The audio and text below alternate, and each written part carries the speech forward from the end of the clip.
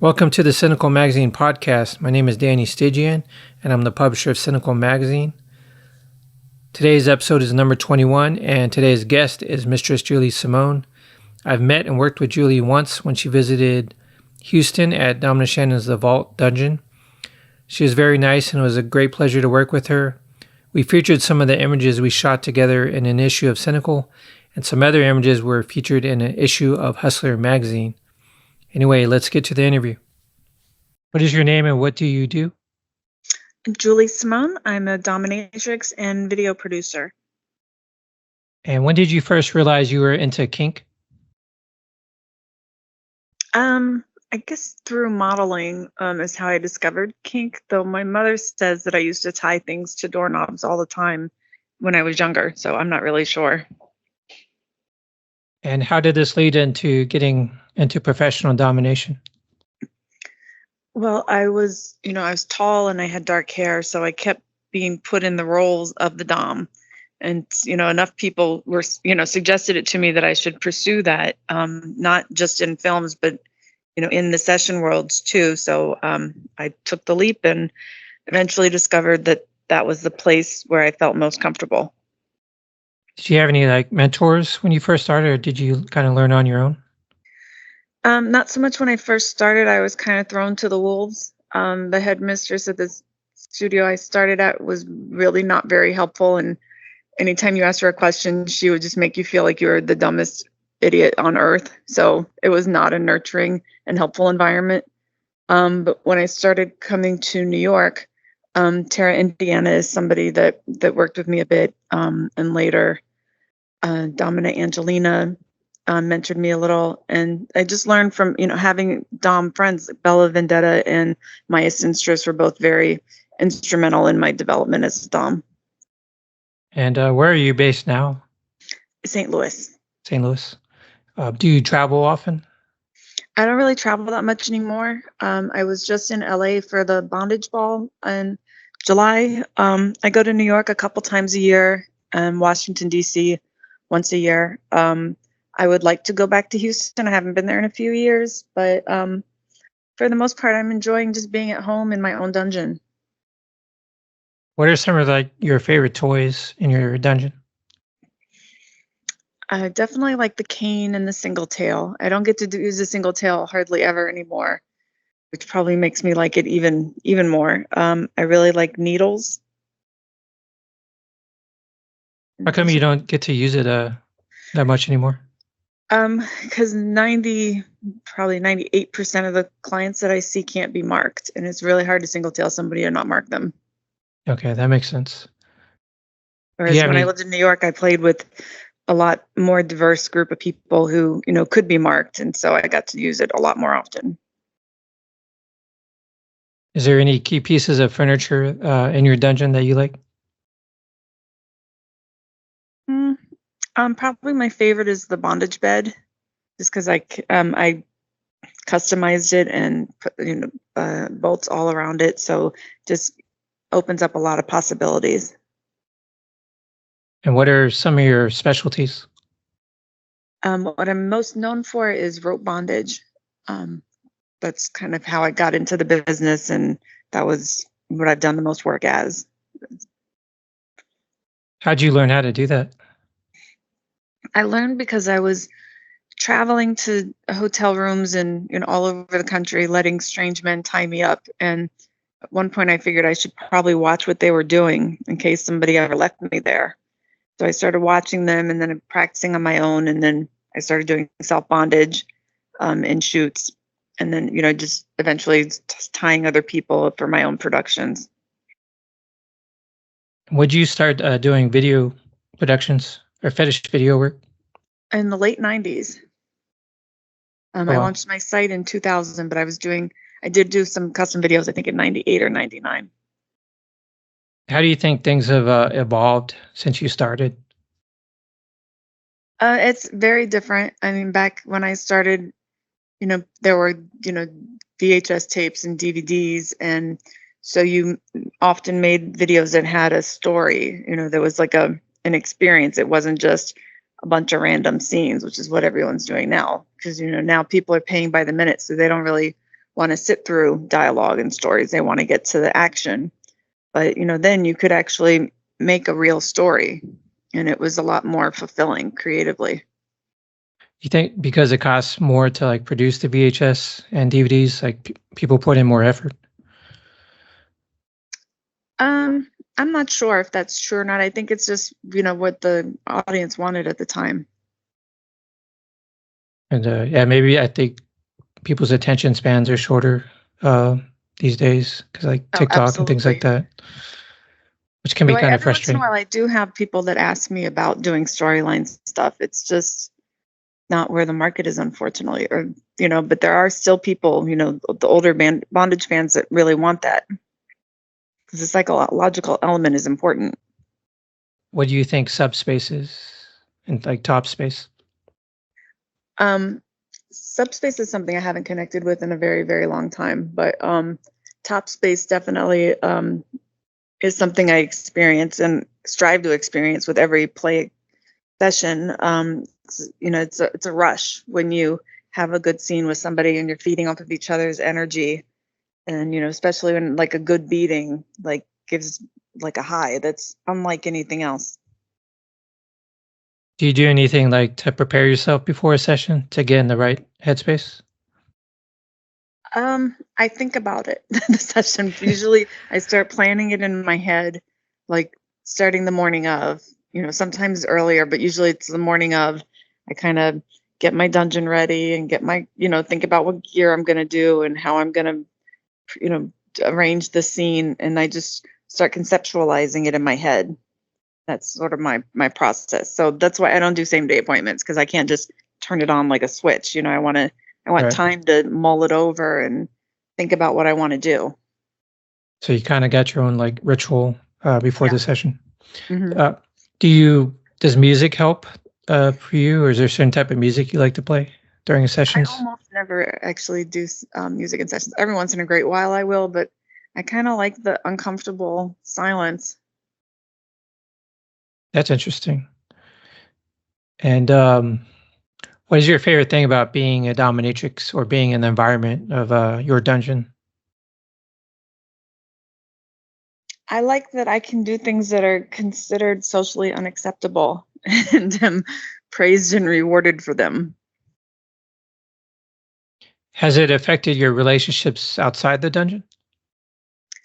I guess for like romantic relationships, I've had some guys say that I treat them like slaves. My current boyfriend is not in the scene at all, so it's nice to have that separation. For my other relationships, I actually, for the first time, am kind of living a double life. Like I've always been out about what I did, and now I have like a vanilla job, so nobody knows that I'm a dominatrix.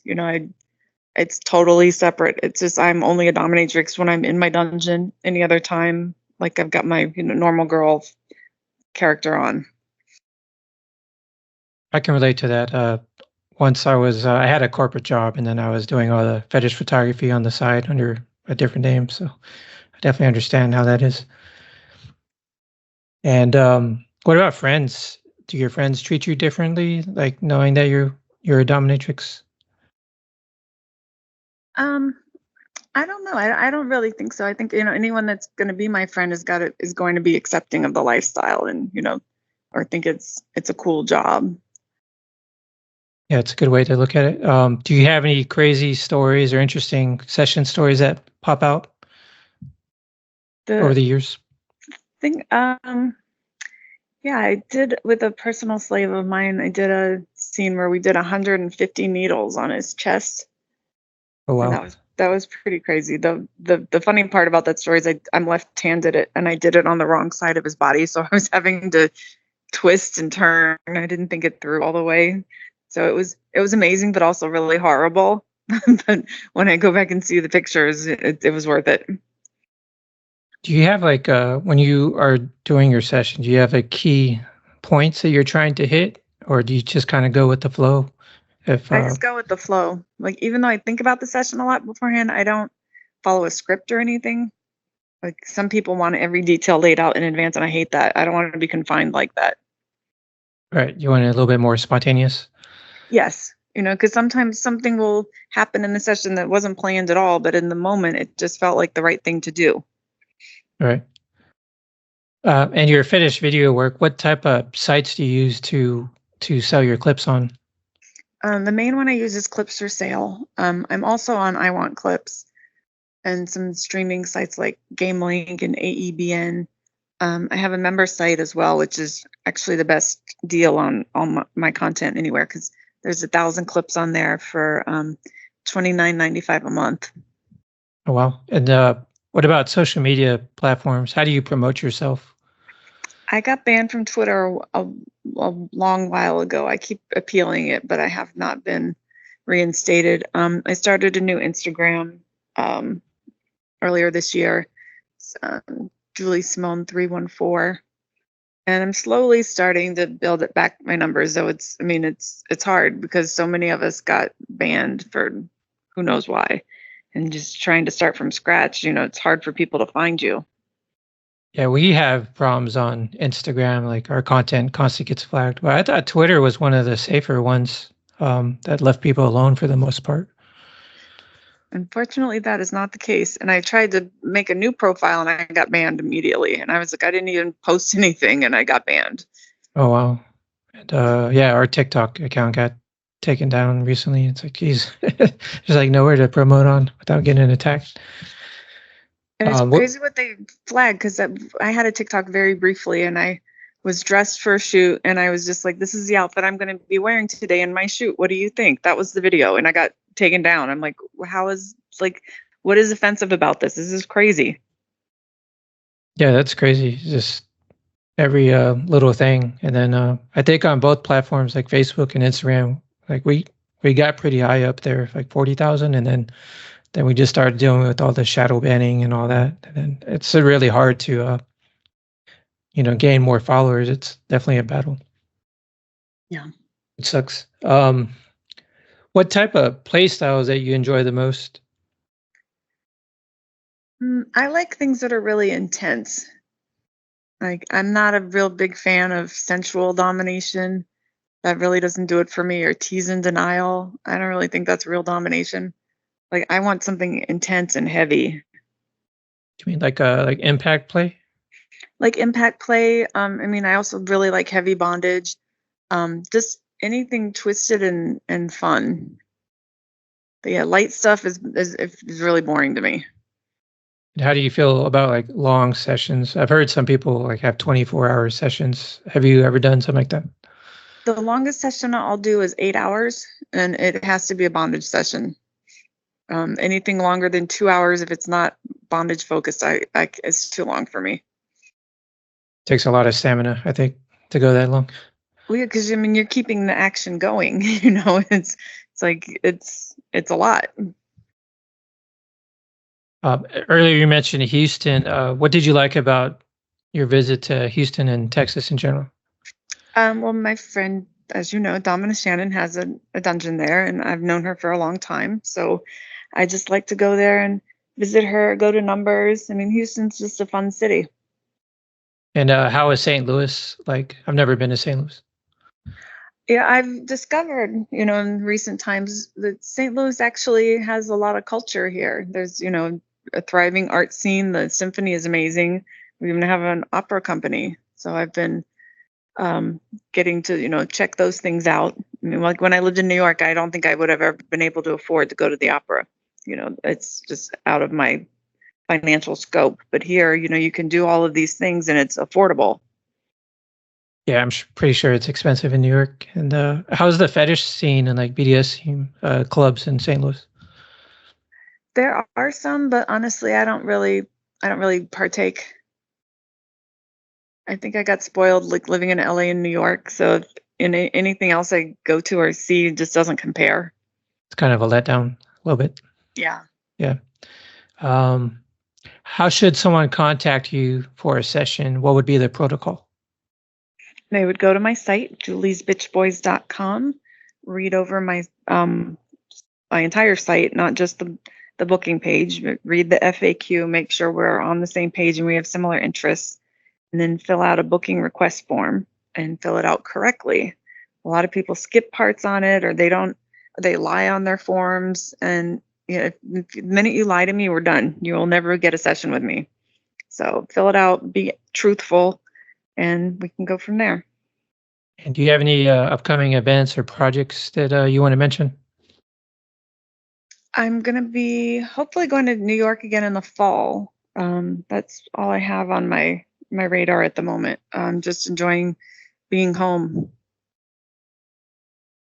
I mean, all my stuff is here at the dungeon. That's the only, that's the downside about traveling. You'll be in a session and you'll wish you had some piece of equipment that you didn't bring, or here, all of my stuff is here. I have access to everything. That makes sense. Okay, well, thanks, Julie, for doing this podcast episode. I appreciate you. Okay, thank you for having me. I appreciate it.